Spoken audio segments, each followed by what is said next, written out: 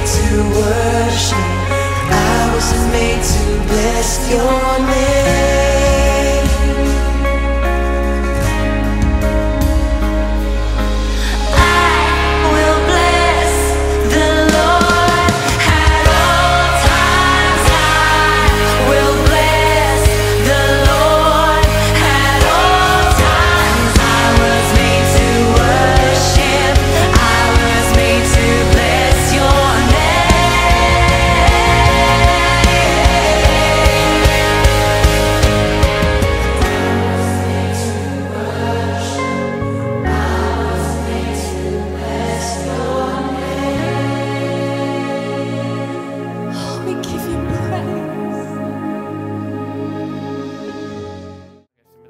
말씀은요, 창세기 8장 13절에서 9장 1절까지의 말씀입니다. 창세기 8장 13절에서 9장 1절까지 말씀. 여러분 성경책을 찾으셔야 돼요. 근데 오늘의 교회 허브대학교에 그 성경 말씀 안 띄워준다고 잊어버리신 분 없겠죠? 성경 말씀 찾아서 제가 한 절, 여러분이 한 절, 한 절씩 읽을 텐데요. 여러분 큰 목소리를 읽어주셔야 합니다. 왜냐하면 지금 유튜브 허브대학부 채널로 온라인 방송이 나가요. 제가 올라오기 전에 확인해 보니까 한 80명 정도가 이 자리에 오지 못해서 지금 유튜브 채널로 보고 있는데, 여러분의 목소리를 들을 수 있도록 큰 목소리로 한 절씩 교독해서 읽도록 하겠습니다. 제가 먼저 읽을게요. 601년 첫째 달 곧 그 달 1일에 땅 위에 물이 말랐습니다. 노아가 방주 덮개를 열고 보니 땅이 말라 있었습니다. 둘째 달 곧 그 달 27일에 땅은 완전히 말랐습니다. 그때 하나님께서 노아에게 말씀하셨습니다. 너는 내 아내와 내 아들들과 내 며느리들과 함께 방주에서 나와라. 너와 함께 있던 모든 생명들 곧 새들과 짐승들과 땅 위에 기는 모든 것들을 데리고 나와라. 그것들이 땅에서 새끼를 많이 낳고 수가 불어나 땅 위에 번성할 것이다. 노아가 그 아들들과 그 아내와 그 며느리들과 함께 방주에서 나왔습니다. 모든 생물들 곧 모든 짐승과 모든 새와 땅에서 기는 것이 다 그 종류대로 방주에서 나왔습니다.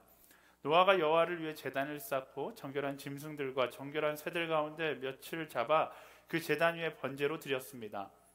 여호와께서 그 좋은 향기를 맡으시고 마음속으로 말씀하셨습니다. 내가 다시는 사람으로 인해 땅을 저주하지 않겠다. 이는 사람이 생각하는 것이 어려서부터 악하기 때문이다.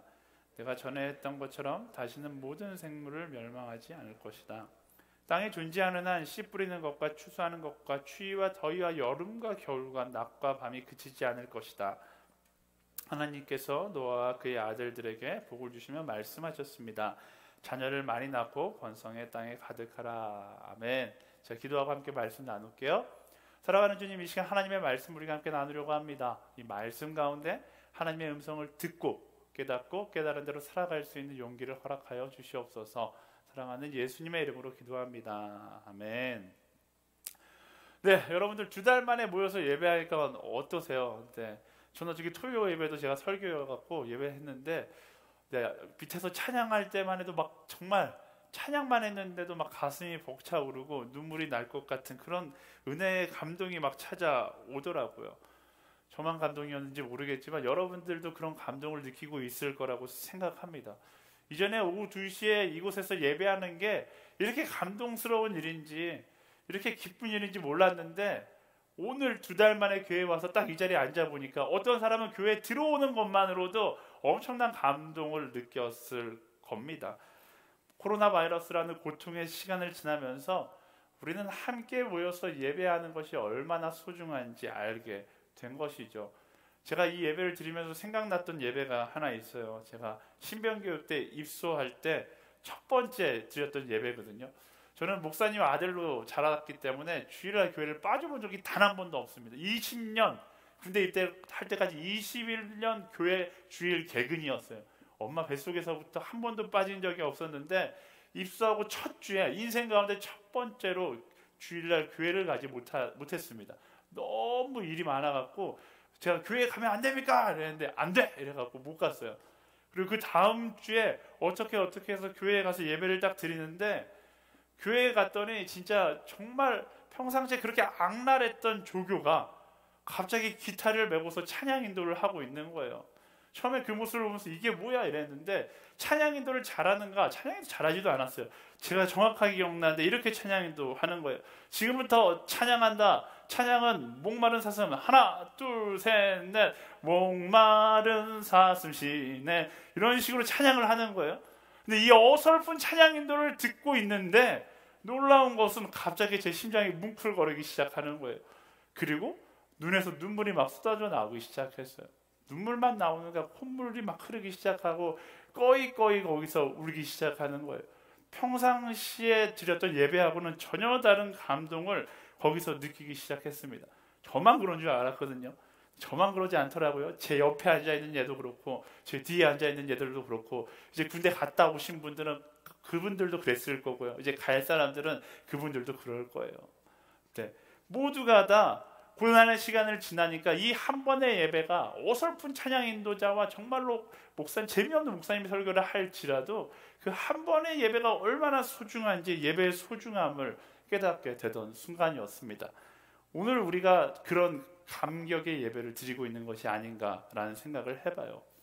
고통의 시간은요, 지나가는 것이 너무나 힘들지만 고통의 시간을 지나면 우리가 그동안 소중히 여기지 않았던 소중한 것들에 대해서 다시금 기억하게 됩니다.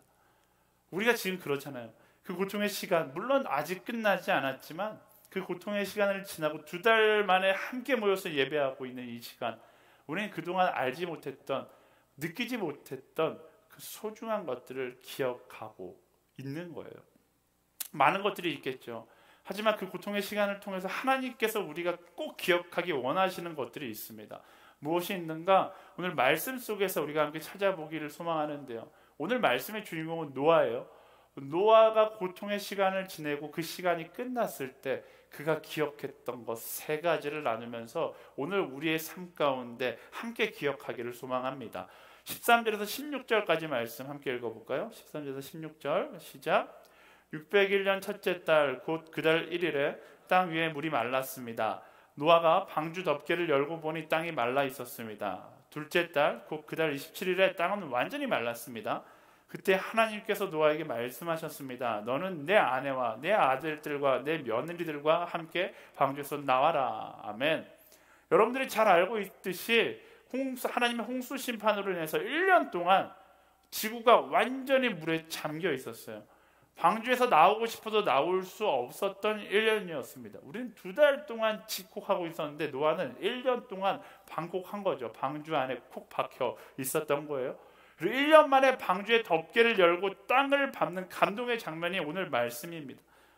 하나님께서 이제 나와도 돼 라고 말씀하셨을 때, 그리고 방주에 나와서 땅을 밟았을 때 노아의 머릿속에 많은 생각들이 지나갔을 겁니다. 그리고 밟는 순간 감사가 터져 나왔겠죠. 이 순간 노아가 알게 되었던 진리 한 가지가 있었을 텐데, 그것은 하나님이 허락하지 않으시면 우리가 경험하는 일상도 당연한 것이 아니다 라는 사실입니다. 그저 반복적인 일상의 하루도 그 모든 것들이 다 하나님의 은혜였다라는 사실을 뼈저리게 느끼는 것이죠. 근데 그 당대의 사람들은 애석하게도 몰랐어요. 그저 내가 누리고 있는 하루가, 내가 누리고 있는 모든 것이 당연히 내 것이라고 생각하면서 살아가니까 어떤 결론을 맺게 되는 거예요? 죄악으로 가득 찬 세상이 되어버린 것이죠. 죄악으로 가득 찼다라는 것은 모든 일상이 내게 주어진 특권이자 권리라고 생각했던 사람들에게 생겨난 모습입니다. 말씀은 그들의 모습을 뭐라고 이야기하는가? 창세기 6장 5절과 6절 말씀 함께 읽어볼까요? 시작. 여호와께서 사람의 악이 세상에 가득한 것과 그 마음에 품는 생각이 항상 악하기만 한 것을 보셨습니다. 여호와께서 땅에 사람을 만든 것을 후회하시며 마음으로 아파하셨습니다. 아멘. 말씀은요, 세상이 악으로 가득 찼다. 그래서 하나님께서 후회하고 아파하셨다라고 이야기합니다. 왜 이렇게 된 것일까? 이게 창세기 50장의 사건이 아니에요. 겨우 창세기 6장 1장에서 하나님께서 천지를 창조하시고 1, 2, 3, 4, 5, 6장에 왔는데 지금 죄로 가득 찬 세상이 되어버렸어요. 축복의 시간 속에서 그 축복을 당연한 것으로 여겼고 그 결과 인류는 회복할 수 없을 만큼 아주 급속도로 죄로 물들어 버린 것이죠. 참으로 어리석은 모습입니다. 하지만 우리는 이 말씀의 역사 속에서 이걸 그저 과거의 한 사건으로만 봐서는 안 돼요. 이 역사를 되풀이하려고 하는 오늘의 모습, 오늘의 나의 모습, 오늘의 나의 주변의 모습을 볼 수 있어야 합니다. 어떤 사람은 이렇게 이야기해요. 하나님께서 오늘의 악한 세상을 만약 심판하지 않으신다라면 하나님은 소돔과 고모라에게 사과하셔야 되고 노아 시대 사람들에게 사죄해야 한다라고 이야기합니다. 물론 웃자고 하는 이야기지만 이 말이 농담처럼 들리지 않을 만큼 이 세상이 죄로 가득 찼다라는 거, 사람들은 섣불리 이야기하지 않지만 모두가 마음 가운데 공감하는 이야기죠. 왜 이렇게 되었을까요? 역사의 이유와 똑같습니다. 그 시절 그들과 동일한 거예요. 우리는 너무나 오랜 시간 동안 우리에게 주어진 것들, 우리가 늘상 누리고 있었던 것들을 당연한 것으로 여기며 살아간 거예요. 그러다 보니까 인본주의, 물질만능주의, 종교다원주의, 무신론이 난무한 세상이 되어버렸어요. 절대적 진리는 무시한 채 내 안에 상대적 진리를 여기는 그런 오늘이 되어버린 것입니다. 그 결과 내 삶 가운데 감사는 사라지고 불평이 쏟아져 나오는 것이 일상이 되어버린 것이죠. 그것이 바로 모든 것을 당연하다고 생각하는 인간의 뻔뻔함의 결과인 거예요. 요즘 그런 말이 유행이더라고요. 호의가 계속되면 권리인 줄 안다. 여러분도 들어본 사람 있을 거예요. 호의가 계속되면 권리인 줄 안다. 어쩌면 우리는 하나님의 호의 앞에, 하나님의 은혜 앞에 감사를 잊어버리고 은혜를 권리라고 착각하고 있었는지 모릅니다. 그리고 코로나 바이러스를 통해 그 고통의 시간을 경험하면서 우리는 아주 조금이나마 다시 기억하게 된 것이죠. 우리가 누리고 있었던 모든 일상이 하루하루의 매 순간이 권리가 아니라 하나님의 은혜였다라는 사실이에요. 우리가 형식적으로 매주 이 자리에 와서 예배 드렸었는데 그게 권리가 아니라 그게 하나님의 은혜였다는 사실을 깨닫게 되는 것이죠. 사랑하는 여러분, 은혜를 은혜로 바라보는 지혜, 어쩌면 너무나 당연한 지혜이지만 너무나 우리에게 필요한 지혜가 바로 이것이 아닐까 싶습니다. 은혜가 권리라고 착각하지 않게 되기를 축원합니다. 만약요 우리가 은혜를 권리라고 착각하기 시작하면 불평과 절망이 난무한 세상을 보게 될 것입니다. 그게 오늘의 모습일지 몰라요. 하지만 지혜를 가지고서 은혜를 은혜로 바라보기 시작하면 삶의 모든 것 앞에 감사와 감동으로 찾아가게 되어 있다라는 것입니다. 은혜를 권리로 바라봐서 욕구 불만으로 살아가는 무리들이 있어요. 사춘기 소년들, 중2병 걸린 아이들, 살아가는 모든 것이 어떻게 보면 하나님의 은혜이고 또 2차원적으로 부모님의 은혜인데 마치 부모님의 은혜가 내 권리인 것 마냥 착각하면서 부모님한테 틱틱대며 살아가는 사람 무리가 중2병이잖아요. 그런데 우리의 모습도 별 다르지 않을 수 있어요. 은혜를 권리로 착각하니까 어떤 일이 일어나요? 우리 중학생들이 엄마 나를 낳아주셔서 너무나 감사해 이런 말 안 하잖아요. 끊임없이 불평. 반찬이 왜 이래? 반찬을 주는 것도 은혜인데 엄마 왜 나 안 깨웠어? 깨워주는 것도 은혜이고 재워주는 것도 은혜이고 너 자라나게 해주는 것도 은혜인데 은혜를 잃어버린 채 그걸 권리라고 생각하니까 끊임없이 불평하는 것이죠. 제가요 저희 집에 가면 굉장히 제가 좋아하는 사진 한 장이 있어요. 1994년도에 찍은 사진인데 롯데월드 앞에 있는 불수대 앞에서 저희 삼형제가 같이 찍은 사진이에요. 그 사진을 보면 재미난 게 저희 형님 둘, 제가 삼형제 중 막내인데 저희 형님 둘은 굉장히 표정이 어둡고 저는 굉장히 해맑게 딱 이러고 있는 사진이거든요. 근데 그 사진에 스토리가 있어요. 94년도에 롯데월드가 개장했어요. 네, 여러분들 가운데 94년에 태어나지 않았던 사람도 있을 텐데 94년도에 롯데월드가 개장했거든요. 롯데월드가 개장했다는 이야기를 듣고 저희 삼형제가 롯데월드를 노래하기 시작합니다. 롯데월드, 롯데월드. 그때나 지금이나 변하지 않는 여기는 롯데월드. 이거 노래는 똑같거든요. 롯데월드 가자고 막 이야기했어요. 저희 어머니가 그 당시에 저희 아버지가 교회를 개척하신 지 1년, 2년 되던 해여서 저희 집안이 그렇게 형편이 좋지 않았거든요.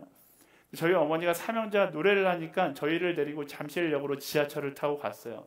이제 와서 하는 얘기지만 그 당시 저희가 얼마나 가난했냐면 제가 초등학교 2학년인데 지하철 표를 사지 않고 밑으로 들어가서 갔던 기억이 나요.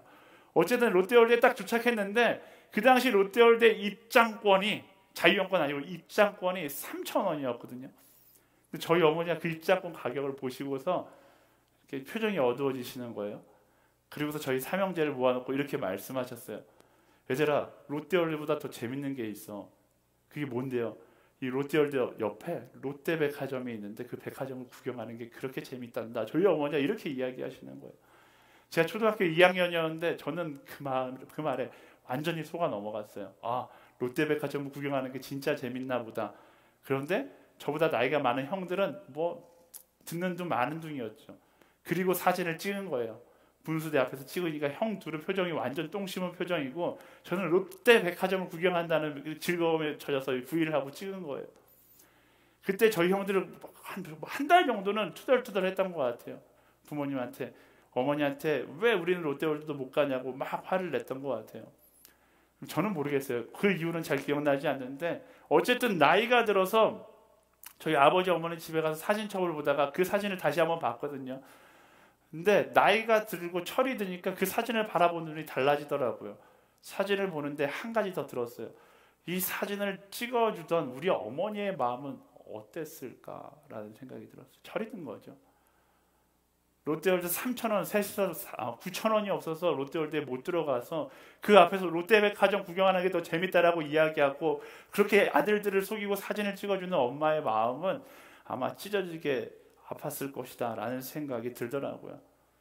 그리고 그 사진을 들고서 저희 어머니께로 갔어요. 어머니, 엄마 이 사진 기억나요? 엄마한테 딱 이야기를 하고서 엄마랑 그 사진에 대한 이야기를 하는데 어머니가 막 우시는 거예요. 어머니도 울고 저도 울고 어쨌든 그 눈물이 서러움의 눈물은 아니었어요. 그 눈물이 과거를 회상하면서 정말 서로에게 위로가 되고 감동이 되는 눈물이었거든요.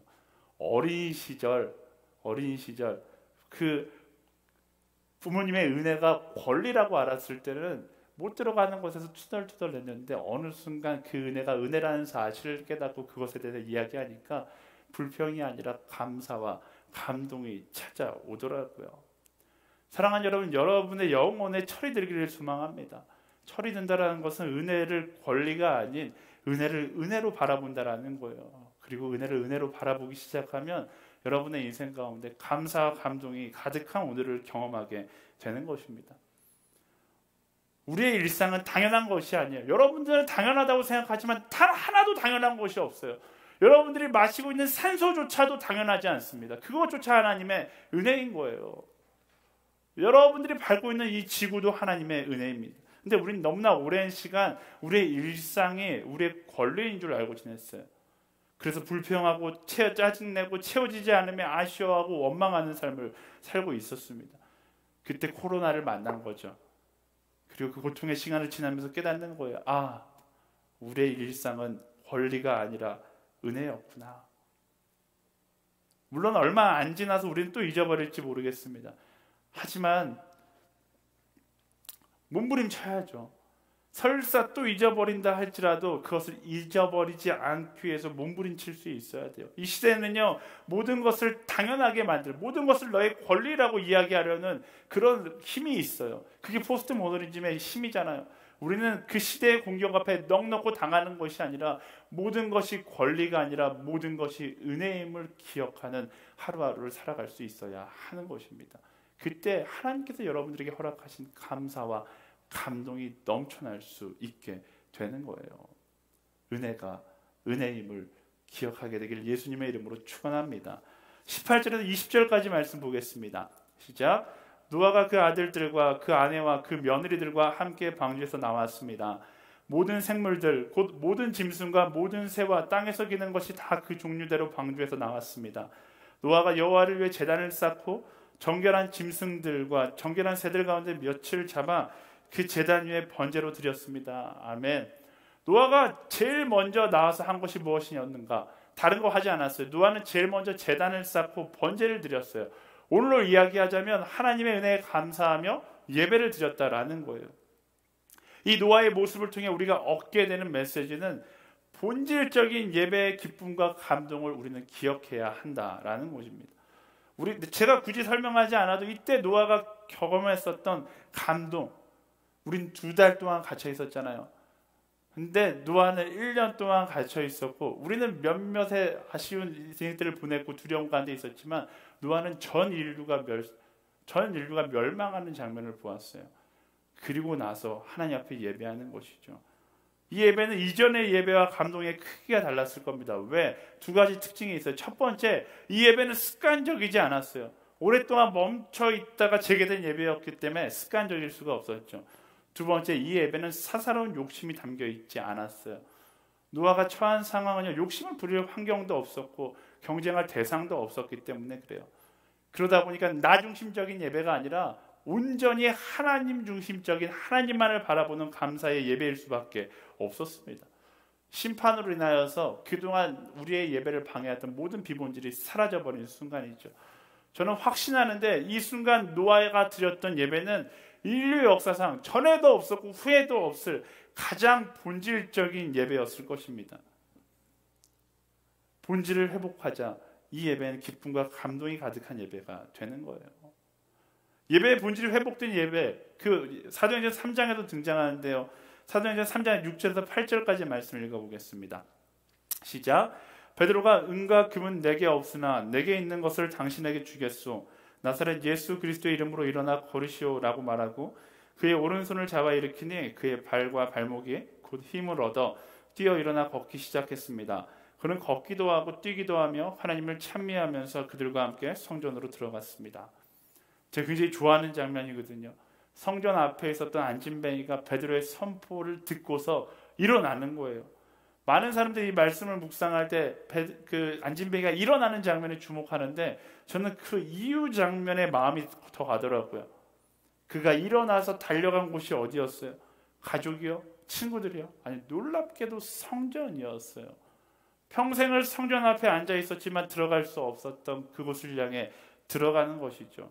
그리고 그는 그런 찬양, 그는 뛰었네 걸었네 찬양했네, 그는 뛰었네 걸었네 찬양했네. 이 찬양의 고백처럼 미친 듯이 하나님을 예배하기 시작합니다. 왜? 그 예배는 습관적인 예배가 아니었고 나의 욕심의 예배가 아니라 하나님만 바라보는 진실된 예배였기 때문에 그래요. 그게 바로 본질적인 예배의 모습이고 본질적인 예배 가운데 나가는 예배자의 모습인 것이죠. 너무나 많은 욕심을 안고 예배하면 감동이 없고 지루한 예배가 될 수밖에 없어요. 그리고 비판만 남는 거죠. 하지만 나의 욕심을 내려놓고 하나님만을 바라본다라면, 습관적인 예배가 아니라 나의 진실을 된 오늘이 마지막 예배인 것처럼 예배한다라면 우리는 정말로 정말로 하나님께서 허락하신 예배의 기쁨을 회복할 수 있게 되는 것입니다. 하지만 예배의 갈망이 사라지고 예배가 습관이 되면요, 이런 기쁨은 사라지게 되어 있어요. 예배 가운데 하나님의 자리에 내 욕심이 채워지면 그 감동은 사라지게 되어 있습니다. 오늘 우리가 왜 기쁨의 예배를 드릴 수 있을까요? 이 예배는 습관적이지 않고 이 예배 가운데는 욕심이 없기 때문에 그래요. 물론 시간이 지나면 어느 순간 이게 또 습관이 되고 어느 순간 나의 욕심이 하나님의 자리에 찾아올 수 있을지 모릅니다. 하지만 어떻게 해야 돼요? 우리는 그것과 끊임없이 싸울 수 있어야 하는 것입니다. 예배의 참된 기쁨과 감동을 잊지 않기 위해서 오늘의 예배 가운데 바로 오늘의 예배, 이 순간을 기억하면서 우리 나아갈 수 있어야 합니다. 이 감동은요, 단순히 노아의 것만은 아니었어요. 8장 21절 말씀 볼까요? 시작. 여호와께서 그 좋은 향기를 맡으시고 마음속으로 말씀하셨습니다. 내가 다시는 사람으로 인해 땅을 저주하지 않겠다. 이는 사람이 생각하는 것이 어려서부터 악하기 때문이다. 내가 전에 했던 것처럼 다시는 모든 생물을 멸망시키지 않을 것이다. 아멘. 말씀은요, 하나님께서 좋은 향기를 맡으셨다라고 이야기합니다. 그리고 심판하지 않겠다라고 약속하시죠. 이 장면에서 우리의 예배를 뒤돌아보는 거예요. 우리의 예배는 어떻습니까? 여러분의 예배는 어떠세요? 여러분 예배는 좋은 향기가 나는 예배입니까? 아니면 욕망으로 가득 찬 썩은 냄새가 나는 예배입니까? 이 시대 가운데 예배는 너무나 많지만 하나님께서 좋은 향기로 받으시는 예배는 사라져가고 있을지 모릅니다. 그리고 지난 2개월 동안 모든 예배가 멈췄어요. 왜 멈췄을까? 저는 그렇게 생각해요. 하나님께서 우리에게 예배의 향기를 점검할 수 있는 기회를 주신 거예요. 예배의 향기를 회복할 수 있는 기회를 허락하신 것이죠. 사랑하는 여러분, 예배를 향한 갈망과 내 욕심이 아닌 온전히 하나님만을 바라보는 예배가 되기를 예수님의 이름으로 축원합니다.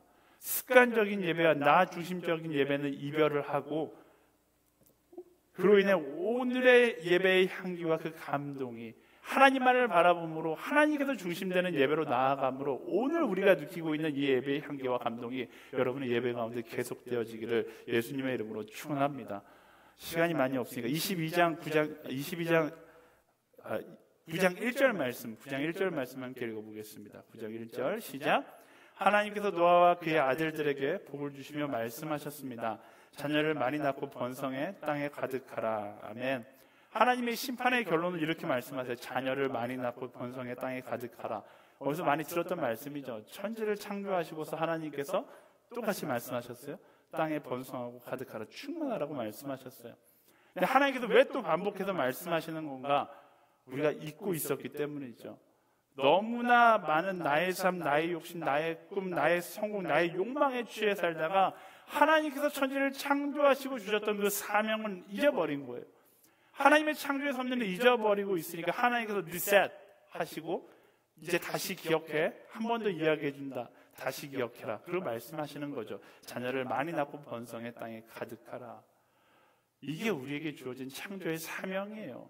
우리 인생의 의미가 여러 가지가 있겠지만 이걸로 정의할 수 있어요. 자녀를 많이 낳고 번성해 땅에 충만하는 거예요.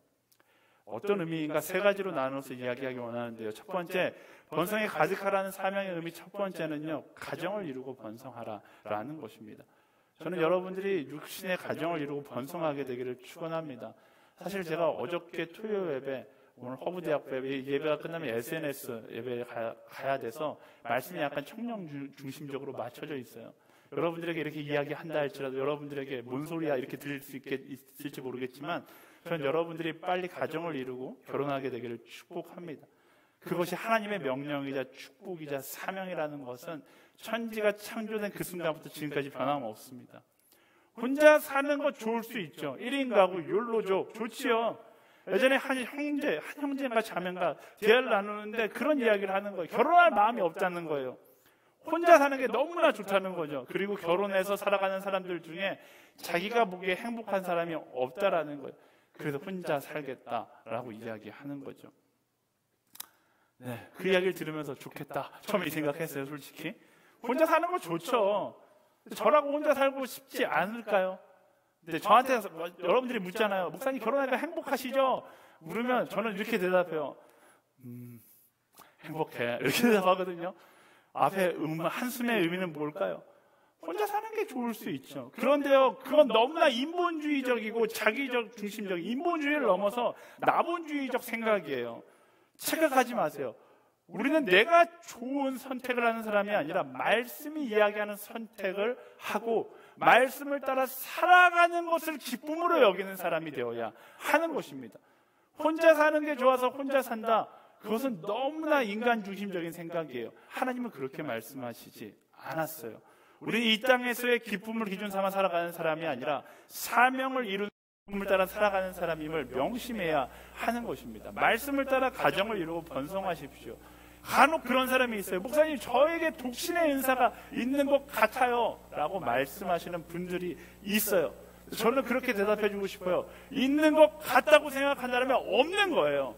독신의 은사는 있는 것 같아요가 아니라 나는 독신의 은사가 있어요 라고 확신으로 다가오는 것이죠. 저는 확신하는데요, 여러분 가운데 독신의 은사가 있는 사람은 없어요.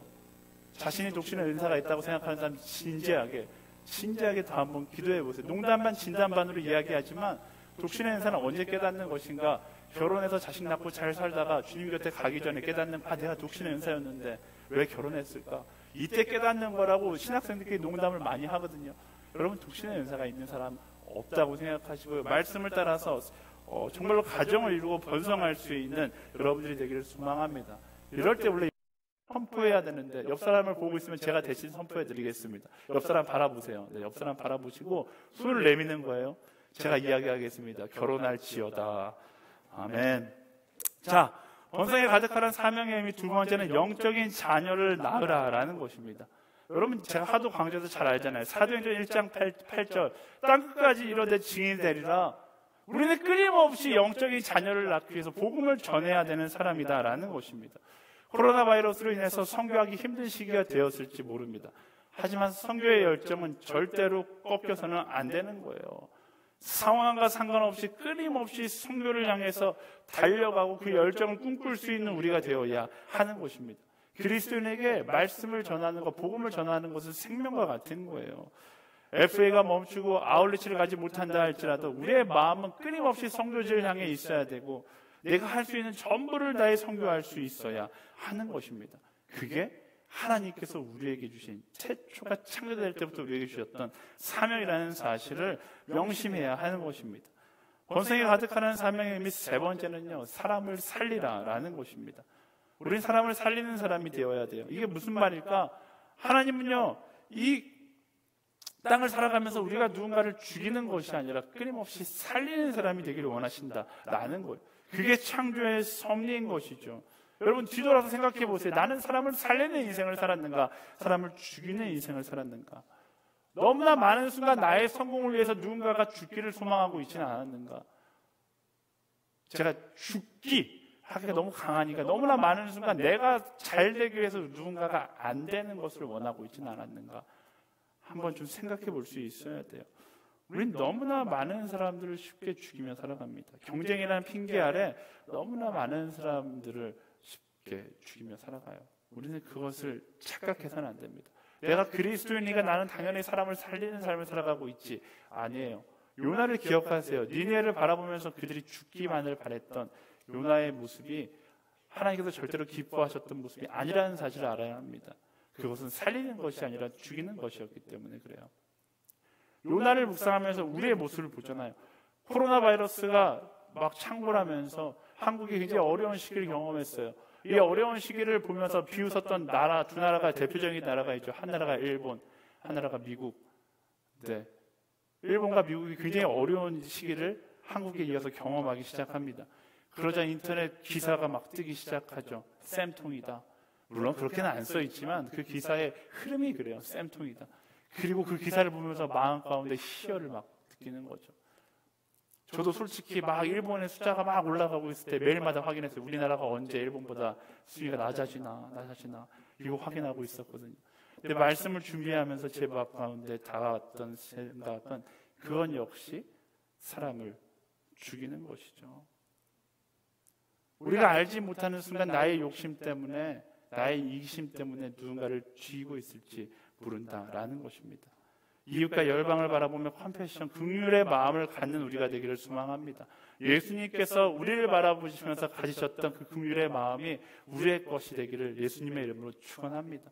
하나님께서 말씀하신 사람을 살리는 것, 그런데 우리가 그 살리지 못하고 역행하고 죽이는 삶을 살고 있었다면 우리는 멈춰야 하는 거예요. 그리고 그 섭리를 기억하며 사람을 살리는 인생을 살아갈 수 있어야 합니다. 예수님께서 우리에게 말씀하신 계명, 내가 너희를 사랑한 것처럼 너희를 서로 사랑해라. 사람을 살리는 것, 그것을 다른 말로 바로 사랑이라고 이야기하는 것이죠. 그 사랑을 기억하고 삶 가운데 실천할 수 있는 우리 모두가 되기를 축원합니다. 말씀을 정리하겠습니다. 고통의 시간을 지나면서 우리는 우리에게 무엇이 소중한지 그동안 보지 못했던 것들을 보게 됩니다. 노아가 그랬어요. 고통의 시간을 보내고 땅을 밟는 그 순간 일상의 은혜가 소중했다는 것을 기억했고, 본질이 회복된 예배의 감동을 기억했고, 창조의 섭리를 따라 살아가야 한다는 사명을 기억했습니다. 우리 역시 마찬가지예요. 아직 끝나지 않았지만 이 고통의 시간을 지나면서 다시 함께 모여 예배하는 이 자리에서 우리는 동일한 것을 기억해야 돼요. 모든 것이 다 하나님의 은혜였다는 사실을 기억해야 되고요. 예배를 향한 갈망과 욕심을 내려놓은 본질, 그 회복된 예배의 기쁨과 감동을 기억할 수 있어야 되고요. 창조의 섭리를 따라서 나의 욕심의 섭리를 따라 살아가는 것이 아니라 창조의 섭리를 따라 가정을 이루고 선교의 사명을 다하고 죽어가는 사람들을 사랑으로 살리는 사명을 기억해야 하는 것입니다. 여러분, 이건 특별한 것이 아니에요. 우리가 잊고 있었지만 너무나 당연한 것이었죠. 내 욕심을 가지고 이 말씀을 바라보면 이건 너무나 특별한 거고, 특별한 사람만 이렇게 살아야 된다고 생각하지만 내 욕심을 내려놓고 말씀을 보면 이건 너무나 당연한 삶인 것입니다. 하나님의 은혜를 은혜로 기억하고 예배의 기쁨을 기억하고 하나님의 창조의 섭리를 기억하는 삶, 그리고 그 삶을 살아가는 사람, 그게 바로 크리스천인 것입니다. 2개월 만에 함께 모여서 우리가 예배하고 있는데 이 자리에서 우리가 잊고 있었던 그 소중함을 기억하고 그 소중함을 따라 살아가게 되기를 우리가 함께 결단했으면 좋겠습니다. 우리가 막 뜨겁게 찬양하고 뜨겁게 기도할 수는 없지만 우리 마지막으로 이 찬양 함께 부르면서 하나님의 은혜가 은혜로 기억되어지고 하나님의 예배의 기쁨이 우리 마음 가운데 오롯이 새겨지며 그리고 그로 인해서 창조의 섭리를 따라 살아가기로 결단하는 그런 고백이 되기를 소망합니다. 함께 찬양할까요? 은혜 아니면 살아갈 수가 없네. 호흡마저도 다 주의 것이니 세상 평안과 위로 내게로서 오직 예수뿐이 은혜 아니면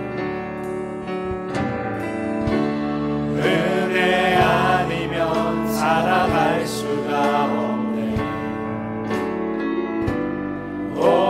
호흡마저도 다 주의 것이니 세상 평안과 위로 내게 없어도 예수 오직 예수뿐이네. 그 신뢰를 다 볼 수도 없고 작은 고난에 지쳐도 주께 물린 나의 모든 삶 버티고 견디게 하시네.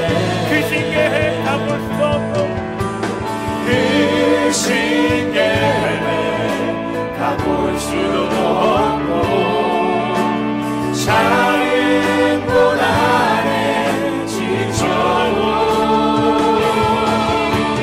주께 물린 나의 모든 삶 버티고 견디게 하시네. 은혜 아니면 살아갈 수가 없네. 나의 모든 것 다 주께 맡기니 참된 평안과 위로 내게 주신 주 예수 오직 예수뿐이.